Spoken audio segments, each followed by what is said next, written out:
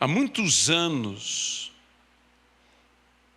um grande homem de Deus, o Dr. Dave Wilkerson, aquele autor do best-seller A Cruz e o Punhal, falou com lágrimas em seus olhos, dizendo: vivemos uma triste realidade, que hoje precisamos evangelizar os evangélicos.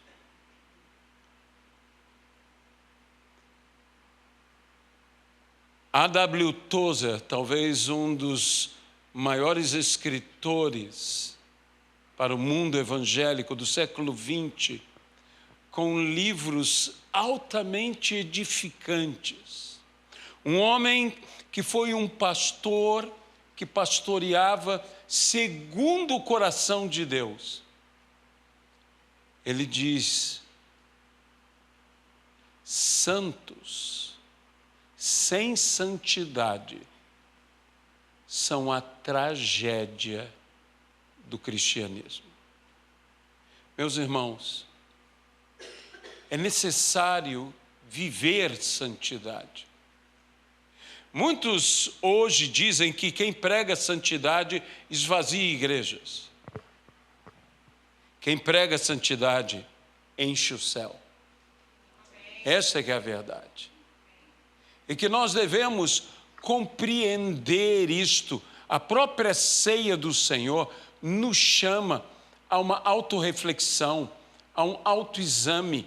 Examine-se, pois, o homem a si mesmo, e assim coma do pão e beba do vinho. Pois quem come e bebe sem discernir o corpo, come e bebe juízo para si. A luta contra o pecado é uma das grandes ênfases existentes na palavra de Deus e no Evangelho de Cristo. E eu gostaria de convidar então a você para que caminhemos um pouco mais sobre este tema ao texto que se encontra na Epístola aos Hebreus, no capítulo de número 12. Quando o autor da Epístola aos Hebreus, tendo inspirado pelo Espírito, falado dos grandes heróis da fé, homens e mulheres que deram um bom testemunho. E a Bíblia então nos diz, no versículo 1, portanto, também nós, visto que temos a rodear-nos tão grande nuvem de testemunhas, livremo-nos, veja bem, livremo-nos de todo o peso e do pecado que tão firmemente, em outras versões, tenazmente, se apega a nós, e corramos com perseverança a carreira que nos está proposta, olhando firmemente para o autor e consumador da fé, Jesus, o qual, em troca da alegria que lhe estava proposta, suportou a cruz, sem se importar com a vergonha, e agora está assentado à direita do trono de Deus.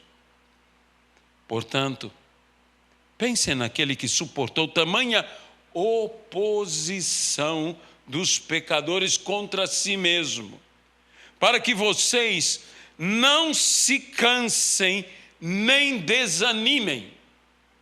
E agora, principal versículo. Na luta contra o pecado, vocês ainda não resistiram até o sangue. Deixe-me dizer uma coisa. Em cima dessa palavra bíblica, que é tão importante, a luta contra o pecado não é uma luta cíclica ou momentânea. Ela é uma luta constante. Constante. E ela é uma luta que eu preciso lutar até o fim. Essa não é uma luta que eu me declaro em algum momento em minha vida um vencedor. Sim, somos mais que vencedores em Cristo Jesus. Sim, o pecado não mais tem domínio sobre nós. Mas o pecado, ele se opõe a tudo que é santidade. E toda a busca nossa para fazer a vontade de Deus, porque isso é verdadeira santidade, é viver a vontade de Deus em todos os campos da nossa vida, o pecado se apresenta. O pecado me afronta, o pecado me combate. E eu não preciso estar longe para que o pecado esteja perto o suficiente para me atacar através de tentações e, infelizmente, através de quedas. Certa vez, o grande Agostinho, também conhecido como Santo Agostinho, disse que iria se isolar, que iria ter uma vida isolada, consagrada, que ele queria se santificar, queria ser santo. Ele disse: eu quero buscar, talvez inspirado por outra grande figura, que foi Santo Antão, que se isolou, ficou longe e combatia firmemente todas as tentações, todo o pecado. Se tornou um homem extraordinário, talvez inspirado por algo assim. Agostinho quis ir e disse: o problema muitas vezes são as pessoas nos afetam, as pessoas nos incomodam, as pessoas, de personalidade para personalidade isso muda, mas as pessoas às vezes são o meu problema. Passado um tempo, o grande doutor da fé, Agostinho, volta e alguém atrevidamente lhe pergunta: você não ia se separar para ficar totalmente santo, ficar longe das pessoas para viver santidade? Ele disse: eu descobri que para pecar eu só preciso de uma pessoa, eu mesmo. E é uma verdade. Esta luta é uma luta incessante, mas a graça de Deus não está em nós, o Espírito de Deus não está em nós. A Bíblia diz que a carne milita, ou guerreia, ou luta, ou combate o Espírito, e o Espírito milita contra a carne. Há uma inclinação carnal em minha vida e há uma ação espiritual. O Espírito Santo está agindo na minha vida. O próprio apóstolo Paulo diz: o bem que eu quero fazer eu não faço, e o mal que eu não quero fazer eu faço. E Paulo grita num clamor: desaventurado ou desgraçado, num termo muito mais forte, homem que sou, quem me livrará do corpo desta corrupção? Ele diz: é Cristo Jesus, é Ele quem nos livra. É Ele quem nos livra, é Ele quem nos liberta, é Ele quem nos transforma, é Ele quem nos abençoa. E nesse combate, nesta obra de santificação, sem a qual ninguém verá a Deus, o próprio apóstolo Paulo fala em Romanos capítulo 6, na epístola que é chamada a Catedral Cristã, onde ele fala tanto sobre a graça de Deus, tanto sobre as bênçãos decorrentes da graça de Deus. Paulo diz no versículo 12 do capítulo 6, portanto, não permitam que o pecado reine em seu corpo mortal, fazendo com que vocês obedeçam às suas paixões. Há uma luta. E nós buscamos lutar. E nós temos que entender que nós precisamos viver no Espírito. E se vivemos no Espírito, nós nos locomovemos, nós andamos no Espírito. E se nós andamos no Espírito, nós não satisfazemos a vontade da carne. O pecado não deve ter domínio sobre nós, mas ele é um constante ataque. E que a pior coisa que nós podemos fazer é imaginar: eu já venci. Sabe, no muito confiar, existe o descuidar. Os que mais descuidam são os que mais em si mesmos confiam. Não é à toa que a maior manifestação de autoconfiança é a arrogância da soberba, do orgulho. E a Bíblia diz claramente: a soberba precede a queda. Meus irmãos, eu não posso, não haverá paz entre mim e o pecado. Entre nós e o pecado, estamos em guerra. Numa guerra contra o pecado.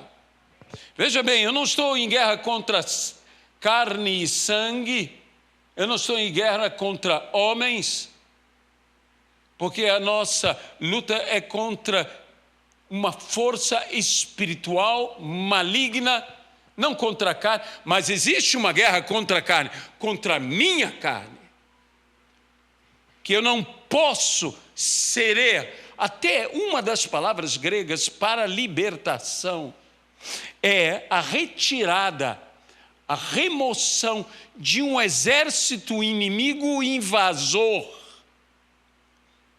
que tem domínio, que oprime, e que nós devemos tirar esse exército inimigo, que nós devemos não permitir que eles construam suas fortalezas em nossa carne, em nossa vida.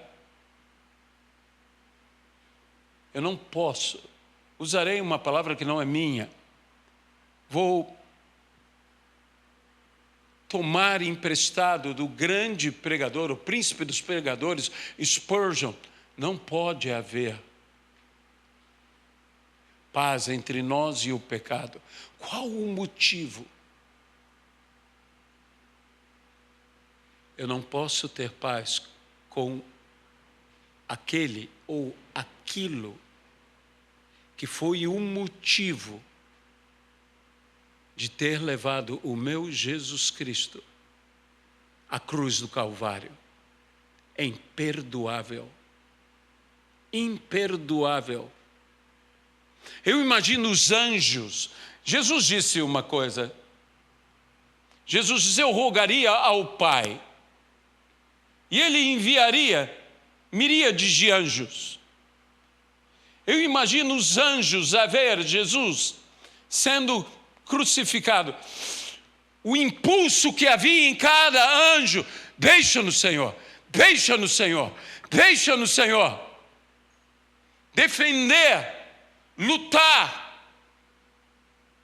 Mas, se houve isto, eu não posso afirmar. Isso é minha imaginação. Entenda bem, a Bíblia não fala nada disso, isso é minha imaginação. Aquele, mesmo Jesus, os segurou, dizendo: Pai, perdoa-lhes. Eles não sabem o que fazem. Ele suportou a cruz para que eu e você pudéssemos ser livres do pecado para viver o privilégio de algo que nos é impossível viver: santidade. Santidade. Pelo que Cristo fez, eu posso ser santo. Nossa luta contra o pecado está, em parte, em nossa resistência, resiliência, em nossa oposição. A Bíblia diz: sujeitai-vos a Deus, mas resisti ao diabo, e ele fugirá de vós. Ela também nos diz: andai no Espírito, e jamais, estando andando no Espírito, jamais satisfareis a concupiscência, a vontade pecaminosa da carne. Jamais. Mas para isso, em primeiro lugar, eu me sujeito a Deus. Em segundo lugar, eu resisto ao inimigo. Eu resisto à tentação. Eu resisto ao pecado. Eu me livro de todo o peso e de todo o pecado que me envolve, que me assedia, que me provoca. Há uma luta, há uma parte nossa, e que eu não posso me acomodar. Eu fui chamado e você foi chamado, todos nós fomos chamados para vencer o mal. Aleluia. Mas a Bíblia diz: vence o mal. É uma ordem: vença o mal. Mas vence o mal com o bem. Com o bem. Sabe, muitos de nós pensam, aí entra uma religiosidade, uma moralidade humana. Sem a graça de Deus, nenhum de nós vencerá, mas sem o empenho na graça, nenhum de nós vencerá também. Mas muitos pensam que é uma questão apenas de conter. Você ser contido não é o suficiente. Joe Owen, um dos 3 maiores teólogos calvinistas da história, ele disse algo extraordinário sobre o pecado interior. Ele disse: ele é semelhante ao fluir de uma água, de um rio, perdão, das águas de um rio. Ele flui em nós. E muitas vezes nós pensamos que com nossas atitudes, com nossas decisões, meramente, podemos detê-lo. E então o que fazemos? Levantamos uma barreira. Mas quando nós levantamos essa barreira no rio, nós apenas represamos as águas, que continuam a aumentar o seu volume. Em algum momento, essas águas serão tão volumosas, tão violentas, que elas procurarão, como a água sempre procura, brechas, frestas, para passar. Você sabe que todas as grandes represas tem que ter comportas. Porque senão, a mesma água que ela está contendo, esta água, o volume, o peso, a força desta água acumulada, a explodirá, a arrebentará. E alguém poderia dizer, então como nós podemos vencer? Se você quer vencer um rio e deter o rio, vá às fontes do rio, às nascentes do rio. Aonde o rio nasce, quem corta a nascente, desvia o rio. Um ato tão pequeno. Sabe, o rio Amazonas, ele nasce. Eu uma vez vi a filmagem da nascente do rio Amazonas, no alto do Amazonas. É um filete de água. Ali você pode, com a tua mão, conter o rio Amazonas. Quando ele está nascendo. Ele é. Alguém o chamaria até relativamente insignificante em relação ao grande Amazonas, ao volume que ele tem. Meus irmãos, é só pelo Espírito Santo que nós conseguimos ir à nascente do pecado. Cristo foi a nascente do pecado.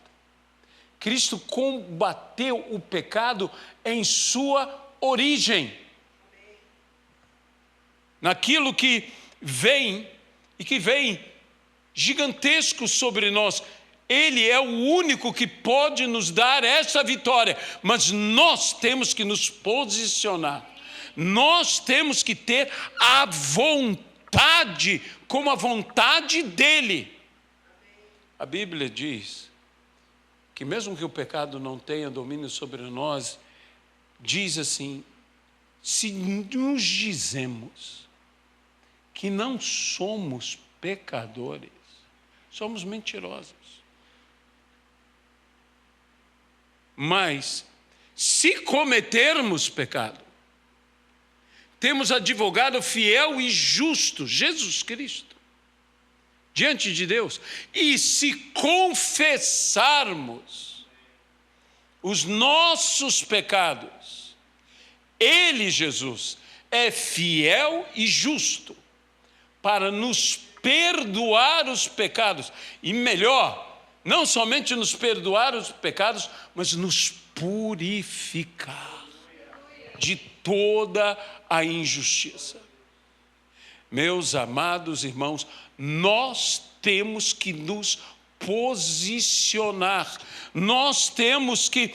Um dos grandes erros da igreja hoje é que não mais a igreja confessa pecado.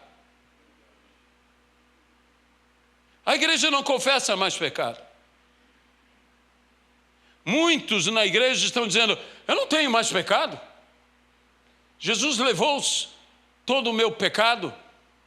Sim, Jesus levou sobre ele todo o pecado, toda a maldição, toda a enfermidade. Me diz uma coisa, Jesus levou toda a enfermidade porque pelas suas pisaduras nós fomos sarados. Você crê nisto? Então por que ficamos doentes? Jesus levou todos os meus pecados. Isso não quer dizer que eu não peque. Isso quer dizer que o pecado já não tem domínio sobre a minha vida. Como a doença já não tem domínio sobre a minha vida. Como a dor já não tem domínio sobre a minha vida. E ainda que eu tenha dor, e ainda que eu tenha doença, eu vou dizer, você não me domina. Eu tenho só um Senhor, e ninguém serve a dois senhores. Jesus é meu Senhor. não é a minha carne que tem domínio sobre mim, que venha o Espírito de Deus. Eu preciso. Examine-se, pois, o homem. E esse examinar-se não deveria ser apenas na hora da ceia. Sabe, nós deveríamos buscar a Deus, como disse o salmista: sonda-me, ó Deus, o coração, vê se há em mim algum caminho mau. Sabe, eu digo, cuidado com o pecado. Davi, em um dos seus salmos, diz: examine-me, Deus, tenho andado na minha retidão, confio no Senhor sem vacilar, eu não caio. Davi diz: prova-me, põe-me à prova. Um pouco tempo depois ele faz outro salmo, porque depois disso veio Betsabá. E depois de Betsabá, diz o mesmo Davi, tão autoconfiante primeiro, ele diz: não há em mim nenhum caminho bom. Quebrantado, contrito. Sim, sabe, a luta contra o pecado, ela me convence de minha total dependência do Espírito Santo. Eu preciso de Deus para vencer. Sem Ele eu não posso vencer. Sem Ele eu não posso triunfar. Sem Ele todo o meu desejo de ser bom, de ser justo, de ser reto, que eu não estou desprezando essas atitudes honrosas, honradas, maravilhosas, esse bom intento. Mas o ditado popular até diz: de boas intenções o inferno está cheio. Porque, meus amados irmãos, há muita boa gente querendo fazer o que é certo, querendo fazer o direito, querendo ser bom. E muitos têm conseguido êxitos, e no meio dos êxitos também fracassos. Mas eu digo a você uma coisa que é importantíssima: nós não podemos, tentando fazer tudo o que é certo, tudo o que é bom, deixar de fazer o que é essencial. Porque tem gente que está fazendo e buscando fazer o certo, mas deixando de lado o primeiro amor. A igreja mais zelosa que eu imagino das 7 igrejas era Éfeso. Botava à prova os falsos profetas, falsos apóstolos, os encontrava mentirosos, tinha cuidado da doutrina, da sã doutrina. Era uma igreja exemplar, mas deixou de lado o primeiro amor. Sabe, o que me leva a querer ser santo é que eu amo a Jesus Cristo. E quero, como diz o hino: não foi em vão, Senhor. Não foi em vão a tua morte naquela cruz. Sabe, todos nós, quando olhássemos, quando confrontássemos o pecado, nós deveríamos entender que este pecado que está diante de nós é o motivo pelo qual Cristo foi morto na cruz do Calvário. Nós temos que confrontar o pecado com a cruz, para termos vitória sobre o pecado, se é que amamos a Jesus, se é que amamos ao Senhor. É uma luta que eu não posso, em algum momento da minha vida, por causa da minha experiência, por causa da minha consagração, por causa das minhas orações, por causa dos meus jejuns, por causa das minhas privações, ou mesmo das provações, pensar que eu cheguei a um ponto tal que o pecado já não tem mais nenhuma ação, nenhuma vantagem sobre a minha vida. Eu ainda estou nessa carne, eu não posso descuidar. Sabe, uma das maneiras que o predador alcança é pela distração. E hoje a igreja busca distrair-se de tantas maneiras.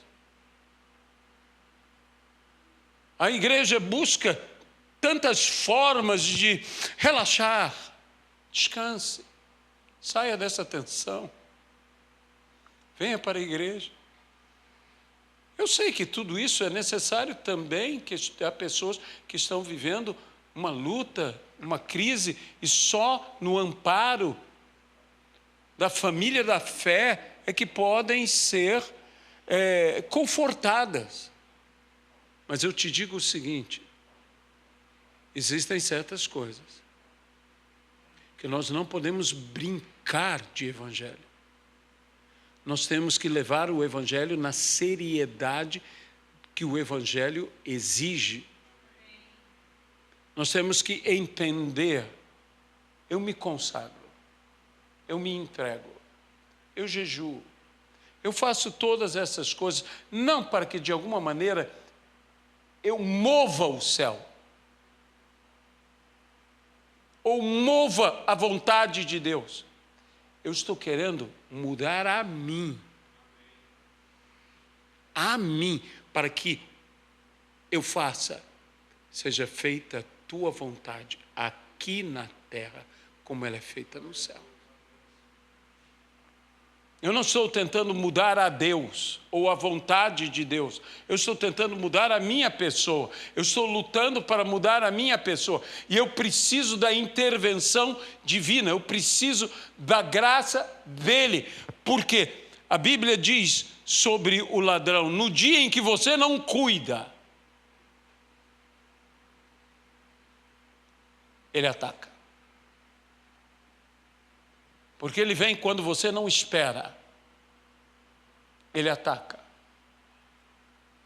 De modo que nós não podemos deixar de vigiar. A Bíblia diz: vigiai e orai.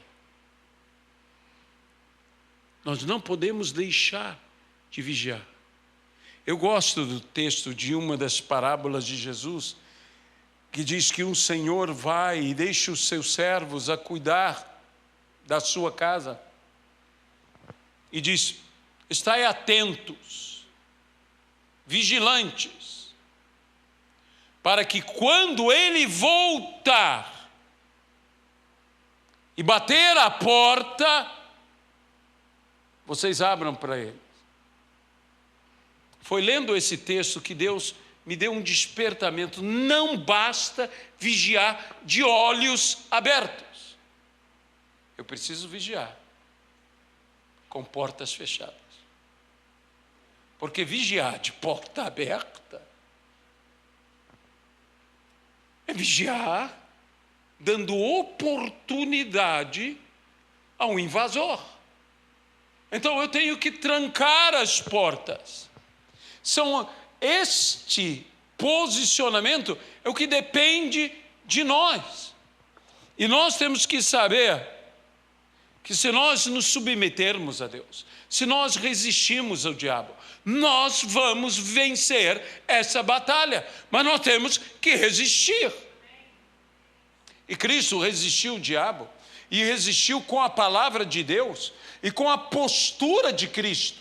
Ele o resistiu em toda a tentação. E a tentação tem aquelas 3 grandes tentações, mas a Bíblia diz que naqueles dias Cristo foi tentado de todas as formas, de todas as maneiras, e resistiu a tudo aquilo. É o que Jesus espera que nós façamos. Ele nos dará a força para vencermos, mas há uma guerra. E o pior que você pode, se você se esquecer de tudo que eu falar, mas não se esquecer disso, é pensar que essa guerra já está ganha, enquanto você ainda não está ao lado do Pai. Você tem que lutar, e lutar até o fim. A Bíblia diz que Jesus foi obediente e obediente até o fim. Ele foi obediente e obediente até a morte. Ele foi obediente e obediente até a morte e morte de cruz. Ele foi obediente. É isto que nós temos que fazer, é isso que nós temos que viver. Sim, viver santidade. Confrontar, lutar, guerrear contra o pecado que habita na nossa carne. Jesus disse, o espírito está pronto, mas a carne, ela é fraca. Ela é fraca. Nenhum dos seus discípulos estava fazendo nada grosseiro, um pecado grosseiro, uma imoralidade. Sabe, existem pecados, como a imoralidade, que você não vence esse pecado, senão pela maneira que a Bíblia diz. A Bíblia diz, fugir da imoralidade. E a Bíblia diz resistir ao diabo. Tem gente que está fugindo do diabo e está querendo resistir à imoralidade. Quando você tenta resistir à imoralidade te domina, porque ela te contamina. Mas quando você resiste ao diabo, ele foge. Mas quando você foge do diabo, ele corre atrás, ele persegue. Então, nós temos que saber nos posicionar segundo o que a Bíblia diz. E, meus irmãos, eu quero aqui, de minha parte, eu espero que você queira, de sua parte, declarar guerra ao pecado. Isso é a busca de santidade. Eu cairei no campo de batalha, eu me levantarei. Eu não serei derrotado. Eu não serei abatido, eu não serei vencido, eu vencerei porque o Senhor dos exércitos está comigo. Então, lutaremos o bom combate da fé, resistiremos com a palavra, levantaremos o escudo da fé, com o qual poderemos apagar todos os dados inflamados do maligno. Todos eles. Há uma guerra. E você só pode declarar o teu triunfo no final. Veja, Jesus caminhou nesse mundo, resistiu ao diabo, não cedeu às tentações, caminhou em santidade e foi santo. Mas ele só disse, terminei, quando ele morreu na cruz do Calvário. Aprenda com Jesus. Enquanto a minha hora não chegar, eu não terminei. Eu não terminei o meu ministério, eu não terminei a minha luta contra o pecado, eu não terminei o meu empenho em me consagrar a Deus, eu não terminei. Mas quando eu chegar no derradeiro dia, eu direi como Paulo, eu combati o bom combate, eu completei a carreira, eu guardei a fé, e eu direi como Paulo, e eu estou pronto. Eu estou pronto. Eu estou pronto, Senhor. Agora eu terminei. Eu chegarei nas mansões celestiais. Eu direi, agora eu terminei. 2 grandes homens de Deus. Sproul, um grande teólogo calvinista americano. E Billy Graham, o grande evangelista, Sproul, como calvinista, tinha o seu entendimento. E Billy Graham, como evangelista, tinha seu entendimento. Falava sobre a soberania de Deus, Sproul, sobre a vontade do Senhor, que é soberana. Outro falava sobre o livre-arbítrio, a livre escolha, que as pessoas tinham que arcar com suas escolhas. Billy Graham. E um dia, numa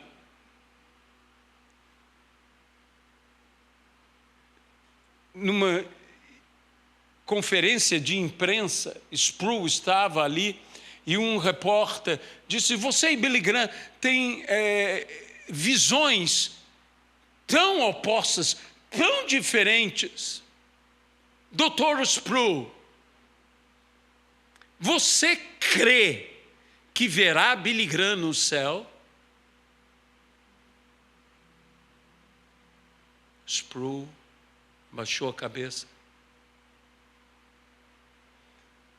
e, de uma maneira muito firme e solene, ele disse: não. Todos ficaram em choque.